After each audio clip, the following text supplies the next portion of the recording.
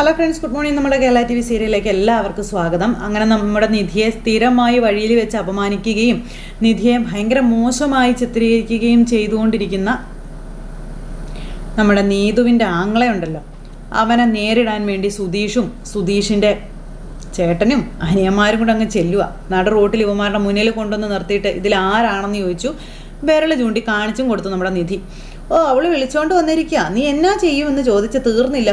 അവൻ്റെ അടുത്തേക്ക് അങ്ങ് ചെന്നിട്ട് കൊടുത്തില്ലേ നമ്മുടെ സുധീഷ്, അവനെ കുത്തിന് പിടിച്ചങ്ങ് നിർത്തിയില്ലേ. ഒട്ടും പ്രതീക്ഷയില്ല അവനൊന്നും. എടാ എന്നാടാ, അപ്പോൾ ഇങ്ങനെ നീ എന്താടാ അവളെ വിളിച്ചതെന്ന് ചോദിച്ചു. അപ്പോഴത്തേക്ക് എടാ എന്ന് പറഞ്ഞ് വിളിച്ചപ്പോഴത്തേക്കും നമ്മുടെ സുധീഷ് വിരലും ചൂണ്ടി അങ്ങ് നിന്നില്ലേ ഇവരുടെ എല്ലാവരുടെയും മുന്നിൽ. അതാടാ, ഇനി അങ്ങനെ തന്നെ വിളിക്കുവടാ, 5 ആണുങ്ങളുള്ള വീട്ടിൽ ഒരു പെണ്ണ് തനിയെ കഴിയുമ്പോൾ അങ്ങനെ തന്നെ വിളിക്കൂടാന്നും പറഞ്ഞ് ഇങ്ങനെ നിൽക്കുക. അപ്പോഴത്തേക്കും നമ്മുടെ നിധിക്ക് ഭയങ്കര ദേഷ്യം വന്നങ്ങ് ഇടാന്ന് പറഞ്ഞൊരു ഒറ്റ ചവിട്ടായിരുന്നു. സുഭാഷ് അവൻ്റെ നെഞ്ചു നോക്കി, അവൻ മലർന്നടിച്ച് പോയി അങ്ങ് വീണു. കൂടെ നിന്നവന്മാരെയൊക്കെ ഇടിച്ച് ചവിട്ടി കൂട്ടി പരുവാക്കി അവരും 4 പേരും കൂടി. അവർ 4 പേരും കൂടി ഇങ്ങ് വന്ന് ഇത്രയും അവന്മാരെ എടുത്തിട്ട് പെരുമാറുമെന്ന് അവന്മാർ സ്വപ്നത്തിൽ പോലും വിചാരിച്ചില്ല. ഇനി അവന്മാരെ കൊണ്ടൊന്നിനും കൊള്ളത്തില്ല, അതേ പരുവത്തിലാക്കി. അപ്പോഴേക്കും നമ്മുടെ സുധീഷിനെ ഒരുത്തൻ അവിടെ നിന്ന് ഇടിച്ച് വീഴ്ത്തി. അപ്പോൾ സുധീഷ് ഓടി വന്ന് ഹരീഷ് ഇരിക്കുന്ന ബൈക്കിലേക്ക് വന്ന് അങ്ങ് വീണു. പിന്നെ നമ്മുടെ ഹരീഷിൻ്റെ പ്രകടനമായിരുന്നു. ഹരീഷ് അങ്ങ് ഇറങ്ങിയില്ലേ, ഇനി ഇവൻ ഇതുപോലെ ആരോടും പറയരുത് സുധീഷ് എന്ന് നിധിയുടെ വക ഒരു ഡയലോഗും കൂടി ഇതേ കിടക്കുന്നു. പിന്നെ ഒരു കമ്പും കഷ്ണം എടുത്തുകൊണ്ട് വന്ന് ഇവന്മാരുടെ ഇടിച്ച് ഇവന്മാരെ പരുവാക്കി. ഇനി നീ പറയോടാ നിധിയെപ്പറ്റി, ഇനി നീ അങ്ങനെ പറയോടാന്ന് ചോദിച്ചു സുധീഷ് കൊടുക്കുവാണ്. അങ്ങനെ സുധീഷ് ഇടിച്ച നീതുവിൻ്റെ ആങ്ങളുടെ ചെവിക്കല്ല് തകർത്തു. ശരിക്കും പറഞ്ഞിട്ടുണ്ടെങ്കിൽ പറയോടാ ഇനി നീ ഇനി നീ പറയോടാന്ന് ചോദിച്ചുകൊണ്ടാണ് ഇടിക്കുന്നത്. സോറി പറയടാ നിധിയോടാ, എടാ സോറി പറയടാന്ന് പറഞ്ഞുകൊണ്ട് സുധീഷ് സോറി പറയ്ക്കുക. അതായത് നിധിയുടെ കാലും ചോട്ടിൽ വലിച്ചുകൊണ്ട് എറിഞ്ഞിട്ടവനെ. നിധി ഇങ്ങനെ നിൽക്കുന്നു. ആ സമയത്ത് ഇല്ല ഞാൻ പറയില്ല സോറി എന്നും പറഞ്ഞുകൊണ്ട് അവന്മാർ കയ്യും കൂപ്പി നമ്മുടെ നിധിയുടെ മുന്നിൽ സോറി യാചിക്കാട്ടോ. അങ്ങനെ വലിച്ചു പൊക്കി ഇങ്ങനെ എടുത്തു. അപ്പോഴത്തേക്കും പുറകെ നിന്ന് ഒരുത്തം വന്ന് ഹരീഷിനെ ഇടിച്ചു, അതുപോലെ തന്നെ സുഭാഷിനെ ഇടിച്ചു. എടാന്നും പറഞ്ഞ് തിരിഞ്ഞു നിന്ന് കൂട്ടത്തില്ലേ. അപ്പോഴത്തേക്കും നമ്മുടെ ഭാസ്കരേട്ടൻ അങ്ങോട്ടേക്ക് മോളെ എന്താ അന്നേരം എന്താ മോളെ പ്രശ്നമെന്ന് ചോദിച്ചു. അച്ഛാ അത് മക്കളവിടെ കിടന്ന് അടിച്ച് തകർത്തോണ്ടിരിക്കുക. ആ സമയത്ത് നിധി വിവരങ്ങളെല്ലാം പറയുന്നു. ഇത് കേട്ടപ്പം നാളുണ്ടോടാ നാറുകളെ നിനക്കൊക്കെ എന്നും പറഞ്ഞുകൊണ്ട് നമ്മുടെ അച്ഛനും സൈക്കിളിൽ നിന്ന് അങ്ങോട്ടേക്ക് ഇറങ്ങി. അടിച്ചോടിക്കണം അവന്മാരെന്ന് പറഞ്ഞാൽ അച്ഛനും അങ്ങ് ചെന്നു. പിന്നെ അച്ഛൻ്റെയും കൂടെ വകയായിരുന്നു. അങ്ങനെ 5 പേരും കൂടി തോന്നിവാസം പറഞ്ഞ് നടന്നവന്മാരുടെ വായ അടപ്പിച്ച് കയ്യും കാലും അടിച്ചൊടിച്ച് പരുവാക്കി അവന്മാരെ പറഞ്ഞു വിട്ടു. നിധിക്ക് അത് ഭയങ്കര സന്തോഷമായി. നിധി ഇങ്ങനെ അഭിമാനത്തോടു കൂടി തലയെടുപ്പോടു കൂടി നോക്കി ഇങ്ങനെ അവിടെ നിൽക്കുക കേട്ടോ. എന്തായാലും നല്ല കിടുക്കാച്ചിയായിട്ട് അവന്മാരുടെ അഹങ്കാരം അങ്ങ് തീർത്ത് കൈ കൊടുത്തു. അതിനുശേഷം ഇവരെല്ലാവരും തിരിച്ച് വീട്ടിൽ വന്നു. ആ സമയത്ത് അവൻ ആദ്യം കളിയാക്കിയ സമയത്ത് നിധിക്ക് ഇതൊക്കെ ഞങ്ങളോട് വന്ന് പറഞ്ഞുകൂടായിരുന്നു നിധി എന്ന് സുധീഷ് ചോദിക്കുക. എടാ നികേഷേ, നിനക്കെങ്കിലും ഞങ്ങളോട് ഇത് പറഞ്ഞുകൂടായിരുന്നു എന്ന് ചോദിച്ചു സുധീഷ്.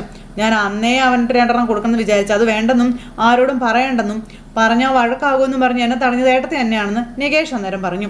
അന്നേരം മോളെ ഇതൊന്നും അങ്ങനെ വിട്ടുകളയാൻ പാടില്ല. നീ ഒരു വാക്ക് പറഞ്ഞാൽ ഞങ്ങളെല്ലാവരും ചോദിക്കാനുണ്ടെന്ന് അവന് ബോധ്യപ്പെടണമെന്നും എന്നാലേ ഇനി മുതൽ അവൻ മര്യാദയ്ക്ക് പെരുമാറുള്ളൂ എന്നും സുഭാഷ് നിധിയോട് പറയാം. അന്നേ അവൻ്റെ വായ അടച്ച് പൊട്ടിച്ചായിരുന്നെങ്കിൽ അവൻ ഇങ്ങനെയൊന്നും പെരുമാറില്ലായിരുന്നു എന്ന് ഹരീഷും പറഞ്ഞു.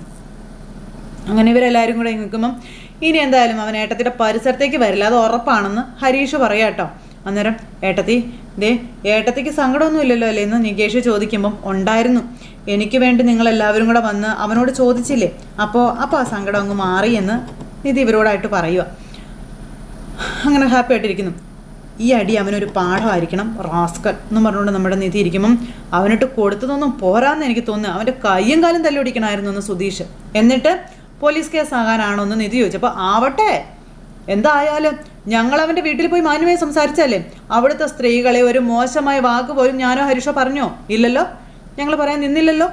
ഇവനൊക്കെ ഇങ്ങനെ പറയാൻ എങ്ങനെ ധൈര്യം വന്നൊന്നാണെന്നും പറഞ്ഞുകൊണ്ട് ഇങ്ങനെ നേരത്തേക്ക് സുധീഷ് ഇങ്ങനെ പറയുക. ഞങ്ങളോട് പകരം ചോദിക്കാനാണെങ്കിൽ നേരിട്ട് ഞങ്ങളുടെ അടുത്ത് വരണം, പകരം തൻ്റെ അടുത്തേക്ക് വന്ന് ആണത്തം കാണിക്കുകയാണോ വേണ്ടത്, അതാണോ ചെയ്യേണ്ടതെന്നൊക്കെ ചോദിച്ച് ദേഷ്യപ്പെടുന്നു. എനിക്കൊന്ന് ദേഷ്യത്തിന് അവനെ കൊന്നുകളയാൻ എനിക്ക് തോന്നിയത് എന്നൊക്കെ സുധീഷ് പറയാം. അപ്പം നിധി ഇങ്ങനെ നോക്കുക കേട്ടോ. ആകെ ഒരു വല്ലായ്മ പോലെ നിധിക്ക്. ആ സമയത്ത് അത് പിന്നെ ഏട്ടത്തി അതെ സോറി കേട്ടോ ഒന്ന് ഹരീഷ്, അപ്പോൾ എന്നോട് ക്ഷമിക്കണം എന്ന് വന്ന് ഹരീഷ് പറയുമ്പം എന്തിന്, അത് ഞാൻ കാരണം ഉണ്ടായ ഒരു പ്രശ്നമാണല്ലോ ഏട്ടത്തിക്ക്, നീ എന്തോന്ന് ചെയ്തെന്നാ? അങ്ങനെയൊന്നുമില്ല. അല്ല, ഞാൻ നീതുവിനോട് സംസാരിക്കുന്നത് കൊണ്ടല്ലേ അവൻ ഏട്ടത്തിയോട് ഇങ്ങനെയൊക്കെ മോശമായി പെരുമാറിയത്. എല്ലാം തുടങ്ങി വെച്ചത് ഞാനല്ലേ ഏട്ടത്തി. അന്നേരം നീ ഒരു തെറ്റും ചെയ്തിട്ടില്ല ഹരീഷേ, അങ്ങനെയൊന്നും നീ വിചാരിക്കേ വേണ്ട. എടാ, നീ നീതുവിനോട് മിണ്ടണമെന്ന് കരുതി അല്ലെങ്കിൽ മിണ്ടുന്നു എന്ന് കരുതി ഇങ്ങനെയാണോ ചെയ്യേണ്ടത്? ഒരു പെൺകുട്ടിയോട് എങ്ങനെയാണ് സംസാരിക്കേണ്ടതെന്ന് അവൻ ആദ്യം കരുതണ്ടേ? അവനൊരു അനിയത്തി ഉള്ളതല്ലേ, അവളോടും അവൻ ഇങ്ങനെ തന്നെയാണോ പെരുമാറുന്നതെന്നൊക്കെ സുഭാഷ് ചോദിച്ചു. അന്നേരം എടാ, അവൻ ഇങ്ങനെ പെരുമാറിയത് അവൻ്റെ സംസ്കാരവും അവൻ്റെ വളർത്തു ദോഷവും, അതിന് നീ എന്തൊന്ന് ചെയ്തെന്നാ ഹരീഷേ? അപ്പോൾ എടാ ഹരീഷേ, ദേ ഇത്രയും മോശമായ ഒരു കുടുംബത്തിലെ പെൺകുട്ടിയെയാണ് നീ പ്രേമിക്കുന്നത്. അത് നീ മനസ്സിലാക്കണം. ഇനിയിപ്പോൾ അവളെ നീ വിവാഹം കഴിച്ചാലും അവൻ ഇങ്ങനെയൊക്കെ തന്നെയായിരിക്കും പെരുമാറാൻ പോകുന്നത്. അതെല്ലാം കേട്ടിട്ടും അപ്പോഴും അടങ്ങിയിരിക്കേണ്ടി വരുമോ നിനക്ക്? വരുവോടാ? അന്നേരം മോളെ നോക്ക്, നീ ഇനി ഇക്കാര്യം മനസ്സിൽ വെച്ച് വിഷമിച്ച് നടക്കരുത് കേട്ടോ എന്ന് പറഞ്ഞു. നടക്കാൻ പാടില്ലാത്തതായിരുന്നു, എന്നാലും അത് നീ അങ്ങ് മറന്നേക്കാൻ പറഞ്ഞു. എനിക്കിപ്പോൾ അതിന് വിഷമമൊന്നുമില്ല സുഭാഷ് ഏട്ടാ. എനിക്കൊരു പ്രശ്നം വന്നാൽ ചോദിക്കാൻ നിങ്ങളൊക്കെ ഇല്ലേന്ന് നിധി ചോദിക്കുക. അതിൽ പരം എനിക്ക് വേറെന്ത് സന്തോഷമുള്ളത്? അതിൽ പരം ഒന്നും വേണ്ട. അവനത് പറഞ്ഞപ്പോഴേ അവൻ്റെ ചെവിക്കല്ല് അല്ലെങ്കിൽ അവൻ്റെ പല്ലടിച്ച് കൊഴിക്കണമെന്ന് എനിക്ക് തോന്നുന്നത് നിങ്ങൾ ചെയ്തില്ലേ, എനിക്കത് മതിയെന്നും പറഞ്ഞ് നമ്മുടെ നിധി ഇങ്ങനെ ഇവരോട് എല്ലാവരോടും സംസാരിച്ചുകൊണ്ട് നിൽക്കുന്നു. ഇത് കഴിഞ്ഞതിന് ശേഷം നീതു അവിടെ നിന്ന് സ്വപ്നം കാണുവാണ്. ഒരു സിനിമ പാട്ട് വന്നപ്പോൾ ആ സമയത്ത് അമ്മ വന്നത് ഓഫ് ചെയ്തു. നാശം എന്നും പറഞ്ഞുകൊണ്ട് നമ്മുടെ നീതു എഴുന്നേറ്റ് പോകാൻ നോക്കുമ്പോൾ കുടുംബത്തിരുന്ന് പ്രാഗിയാലുണ്ടല്ലോ, കണിയും കുത്തിപ്പൊട്ടിക്കുമെന്നും പറഞ്ഞുകൊണ്ട് അമ്മ അങ്ങ് പോകണം. അപ്പോഴത്തേക്കും ആങ്ങൾ അടി ഇടിയും കൊണ്ട് എഴുന്നേക്കാൻ മേലത് അങ്ങോട്ടേക്ക് വരിക. അപ്പോഴത്തേക്കും അമ്മ അയ്യോ എൻ്റെ കുഞ്ഞ്, എൻ്റെ മോൻ എന്നെ പറ്റിയടാ എന്ന് പറഞ്ഞുകൊണ്ട് ഓടി ചെന്ന് മോനെ താങ്ങി പിടിച്ച് കൊണ്ടുവരിക. അപ്പോഴത്തേക്കും നീതു ഇങ്ങനെ നോക്കി നിൽക്കുക കേട്ടോ. പതുക്കെ അപ്പോൾ എന്നെ പറ്റിയെന്ന് ചോദിച്ചുകൊണ്ട് അവർ. അപ്പോഴത്തേക്കടി വെള്ളം കൊണ്ടുപോടി എന്നും പറഞ്ഞുകൊണ്ട് അമ്മ മോളെ പറഞ്ഞു വിട്ടു. വെള്ളം എടുക്കാനായിട്ട് അങ്ങോട്ടേക്ക് പോയി. എന്നെ പറ്റിയതാടാ, നീ എവിടെയെങ്കിലും വീണോ മോനെ? ആകെ പൊട്ടിയിട്ടുണ്ടല്ലോടാ, ചോരയൊക്കെ വരുന്നുണ്ടല്ലോ, നിന്നോട് സൂക്ഷിച്ചോടിക്കണം, ഞാൻ എത്ര തവണ പറഞ്ഞിട്ടുള്ളതാണെന്നൊക്കെ ചോദിച്ചിങ്ങനെ അമ്മ. നമുക്ക് ആശുപത്രി പോകുമെന്ന് പറഞ്ഞ അമ്മ. അപ്പോൾ വേണ്ട എന്ന് പറഞ്ഞ മോഹൻ. അന്നേരം ആ ഹരീഷിൻ്റെ ചേട്ടന്മാരും കൂടെ ആക്കി വെച്ചതാണെന്നൊക്കെ പറഞ്ഞുകൊണ്ട് ഇങ്ങനെ പറയുക കേട്ടോ. വെറുതെ ഓരോന്ന് പറഞ്ഞുണ്ടാക്കരുത് കേട്ടോ നീതു. അവരെന്തിന് നിങ്ങളെ തല്ലണമെന്ന് നീതു ചോദിച്ചു. അപ്പോഴത്തേക്കും ഇങ്ങനെ ഓങ്ങളെ തുറിച്ച് നോക്കുക നീതുവിനെ. വല്ലയിടത്തും പോയി തല്ലു വാങ്ങിച്ചിട്ട് അവരുടെ തല കെട്ടി വെക്കണ്ടെന്ന് പറയുമ്പോൾ ഇവൻ ചാടിയും എഴുന്നേറ്റു. അപ്പോഴത്തേനും അവൻ മിണ്ടാൻ പറ്റുന്നില്ല. ഒന്ന് തന്നാലുണ്ടല്ലോ ദേഷ്യം കൊണ്ട് എനിക്ക് ഭ്രാന്തെടുത്ത് നിൽക്കുക ഞാൻ. അതിനുള്ളതും കൂടെ നിനക്ക് കിട്ടുമെന്ന് പറഞ്ഞു. നീ അവിടെ ഇരിക്കും മോനെ, നീ അവിടെ ഇരിക്കടാ എന്നും പറഞ്ഞുകൊണ്ട് അമ്മയും. അത് കഴിഞ്ഞപ്പോഴത്തേക്കും കാര്യങ്ങളെല്ലാം മോൻ പറയുക. എല്ലാണ്ണം കൂടെ തല്ലി ചേച്ചേൻ്റെ മോനെ കൊല്ലാറാക്കി. അവരെ തല്ലാനും മാത്രം ആളായോടാ. ഒരു വർഷം നമ്മളായിട്ട് ഉണ്ടാക്കണത് കരുതി ഇങ്ങോട്ട് വന്ന് മെക്കിയിട്ട് കയറിക്കൊണ്ടിരിക്കുകയാണോടാ എന്നൊക്കെ അച്ഛൻ. നിനക്കെന്താ ചോദിക്കാനും പറയാനും ആരും ഇല്ലെന്ന് കരുതിയോ എന്നൊക്കെ ചോദിച്ചു. മകൻ ഇങ്ങനെ ഇരിക്കുക. അപ്പോൾ വർത്തമാനം പറഞ്ഞുകൊണ്ടിരിക്കുക. നിങ്ങൾ വണ്ടി എടുക്കും മനുഷ്യ, ഇവനെ ആശുപത്രി കൊണ്ടുപോകണമെന്ന് പറഞ്ഞു. അവരടിക്കാനും മാത്രം അഖിലേണ്ട എന്താ ചെയ്തതെന്ന് ചോദിച്ചു നീതു. അപ്പോൾ അടിച്ച് ഷേപ്പ് മാറ്റും ഞാനെന്നും പറഞ്ഞുകൊണ്ട് ഇവൻ ചെന്നു. ചോദിക്കുന്നത് കേട്ടില്ല അച്ഛാ, അവരെന്നെ തല്ലിയെന്ന് പറഞ്ഞപ്പോൾ ഞാൻ അവരെ എന്താ ചെയ്തതെന്ന് എന്തെങ്കിലും പറയോ ചെയ്യോ ചെയ്യാതെ അവർ കൂട്ടമായിട്ട് വന്ന് അടിച്ചു എന്ന് പറയുമ്പോൾ അതങ്ങോട്ട് വിശ്വസിക്കാൻ പറ്റണില്ല എന്ന് പറഞ്ഞു നീതു. അപ്പോൾ അമ്മ വായെടുക്കടിയെന്ന്. നിനക്കല്ലെങ്കിലും കൂടപ്പറപ്പിനേക്കാളും വലുത് അവരാണല്ലോ. എൻ്റെ അനിയത്തിയുടെ പിറകിനെ ചുറ്റിക്കറങ്ങാൻ നിൽക്കരുതെന്ന് പറഞ്ഞതിനാ അവരെല്ലാവരും കൂടെ കൂട്ടിച്ചേർന്നതിനെ അടിച്ച് ഇങ്ങനെ ആക്കിയതെന്നൊക്കെ ഇവൻ പറയണു.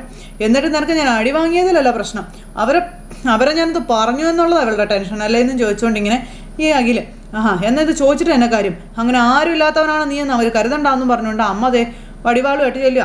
അശോക അങ്ങനെ കുറേ പേരെയൊക്കെ വിളിച്ചു. ആ ഭാസ്കറിൻ്റെ മക്കളും കൂടെ ചേർന്നതിൻ്റെ മോനെ അടിച്ചടാ അങ്ങനെ എങ്ങനെയാണെന്നൊക്കെ പറഞ്ഞുകൊണ്ട് ഇങ്ങനെ. അപ്പോഴത്തേക്ക് അവരങ്ങോട്ടേക്ക് വന്നു കഴിഞ്ഞപ്പോൾ മോൻ ഇങ്ങനെ ഇരിക്കുമല്ലേ, അപ്പോൾ ഇതിങ്ങനെ വിട്ടാൽ പറ്റത്തില്ലെന്ന് പറഞ്ഞ് അവർ ആ തല്ലിപ്പൊളി ടീമുമായിട്ട് നീ ഇതിനാണ് വഴക്കിന് പോയത്, ഇവർ അങ്ങോട്ട് പോയതല്ല അവരിങ്ങോട്ട് വന്ന് വഴക്കുണ്ടാക്കിയതാണെന്ന് അമ്മ. എന്നാൽ പിന്നെ പോലീസ് പരാതി കൊടുക്കണമെന്ന് ചേട്ടന്മാർ. അതെ, അവരെ പോലീസ് സ്റ്റേഷനിൽ കയറ്റിയിട്ടേ ഇതിനുള്ള വാങ്ങിച്ചു കൊടുക്കണമെന്ന് പറഞ്ഞു. അപ്പോഴത്തേക്ക് അഖിലിങ്ങനെ ഇരിക്കുക. അശോക, നിൻ്റെ ഒരു കൂട്ടുകാരനില്ലേ സ്റ്റേഷനിൽ, അയാളെ വിളിച്ച് പറ, ഇതിനൊരു പരിഹാരം കണ്ടേ പറ്റുമെന്ന് പറയുമ്പോൾ അമ്മ ഇതെന്ത് ഭാവിച്ചിട്ടാ, എന്താ ഉണ്ടായതെന്ന് നമുക്കറിയില്ല. അപ്പോഴേക്കും പോലീസ് സ്റ്റേഷൻ എന്നൊക്കെ പറഞ്ഞ് പോകാൻ നിൽക്കുകയാണെന്ന് നീ ഇത് ചോദിച്ചു. നീ മിണ്ടരുത്, നീ ഒറ്റൊരാൾ കാരണം ഇതൊക്കെ ഉണ്ടായത്, അറിയാലോ നിനക്കൊന്നും പറഞ്ഞ അമ്മ. വാ മോനെ നിങ്ങൾ വണ്ടി എടുക്കുക എന്നും പറഞ്ഞുകൊണ്ട് വിളിക്കുമ്പോൾ അശോക പിടിക്കടാന്ന് പറഞ്ഞ് മോനെ താങ്ങി പിടിച്ച് കൊണ്ടുപോകണം. അങ്ങനെ അവരങ്ങ് പോയി നേരെ ഇവരുടെ വീട്ടിലേക്ക് വരുവാണ്. ഇവരുടെ വീട്ടിലേക്ക് വന്നപ്പോൾ പുറത്തേക്ക് വാടാന്നൊക്കെ പറഞ്ഞാൽ ഭയങ്കര ഒച്ചയും ബഹളവും കാര്യങ്ങളുവേ. അപ്പോഴേക്കും നിധിയും അത് പേടിച്ച് വിറച്ചിങ്ങനെ അവിടെ നിൽക്കുക. നിധിയും നികേഷും അകത്ത്, ഹരീഷും സുധീഷും സുഭാഷും കൂടെ ഇറങ്ങി ചെന്നു. ഭാസ്കരേട്ടാ നമസ്കാരം, എന്താ ഇങ്ങോട്ട്? അപ്പം നമസ്കാരമോ?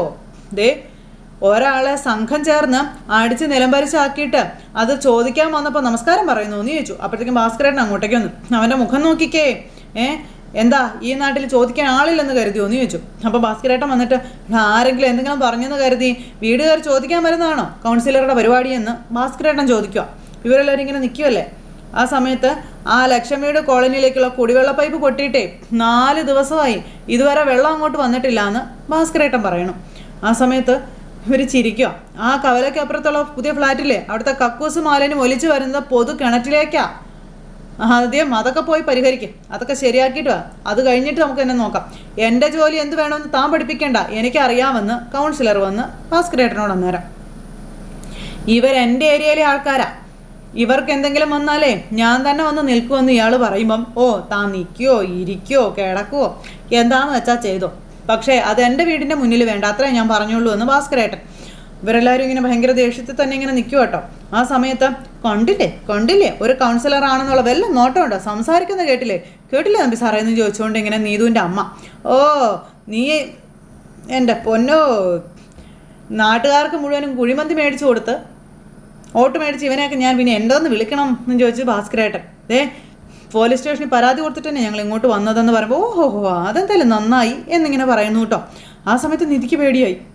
അപ്പം ഇപ്പോൾ വരും വണ്ടിയായിട്ട് എല്ലാവരും കൊണ്ട് അകത്തിട്ടോളൂ എന്ന് പറഞ്ഞപ്പം, എൻ്റെ മോനെ തല്ലി തമ്പറൊക്കെട്ടെ അങ്ങനെ രക്ഷപ്പെടാമെന്ന് നീ ഒന്നും കരുതണ്ടെന്നും എല്ലാവർക്കുള്ളത് വെച്ചിട്ടുണ്ട് ഞാനെന്നൊക്കെ ഈ ചേച്ചി പറഞ്ഞു.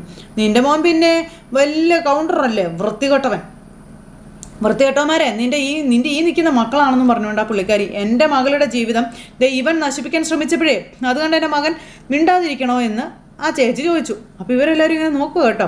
അത് ചോദിച്ചതിന് ഇവരെല്ലാവരും കൂടെ എൻ്റെ മോനെ എന്താ ചെയ്തതെന്ന് നിങ്ങൾ കണ്ടില്ലേ എന്നൊക്കെ ചോദിച്ചു. എന്ന് പറഞ്ഞാൽ അച്ഛനെ നിൽക്കുക, മനുഷ്യനടിക്കുന്ന പോലെയാണ് അടിച്ചത്, പേപ്പട്ടി തല്ലുന്നത് പോലെ കൂട്ടം കൂടി തല്ലി ചതച്ചില്ലേ എന്നൊക്കെ ചോദിച്ചു. ഇവരൊന്നും മിണ്ടാതെ ഇങ്ങനെ നീക്കാം.